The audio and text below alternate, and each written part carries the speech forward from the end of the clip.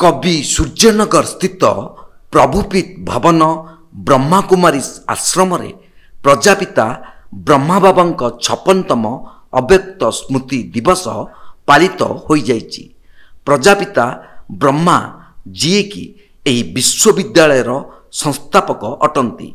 एही कार्यक्रम रे मुख्य अतिथि रूपे जोग देइथिले कवि सूर्यनगर विशिष्ट समाजसेवी महेश्वरी दोरा एवं अन्य जने जनाशुआ समाजसेवी शंभु लिंगम सार।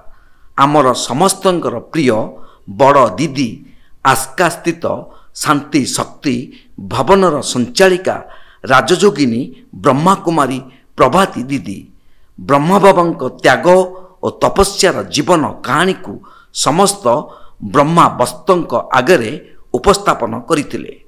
आम बड़ दीदी प्रभुपीठ भवनर संचालिका राजयोगिनी ब्रह्मा कुमारी सुज्ञानी भौणी एही संस्थार परिचय प्रदान करिथिबा बेले वरिष्ठ ब्रह्मा कुमार सत्यप्रिय भाई एही आध्यात्मिक ज्ञान द्वारा चारित्रिक उन्नति होइथाय बोली निज अनुभव रे बखाणीथिले।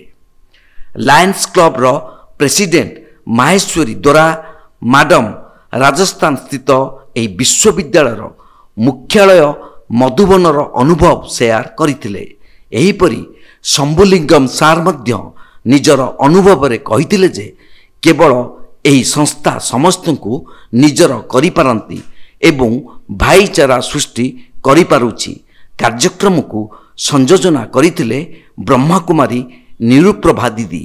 कार्यक्रम शेष रे समस्ते ब्रह्मा बाबांक फोटो रे पुष्प प्रदान करथिले। ब्रह्मा कुमार चरण बलराम नागेश्वर पवित्र आदि एवं ब्रह्मा कुमारी धरणी अनु भाग्य नीलावती आदि समस्ते सहयोग करथिले। गंजाम जिला आसिकारु रंजन कुमार राउत को रिपोर्ट तीर्थक्षेत्र लाइव।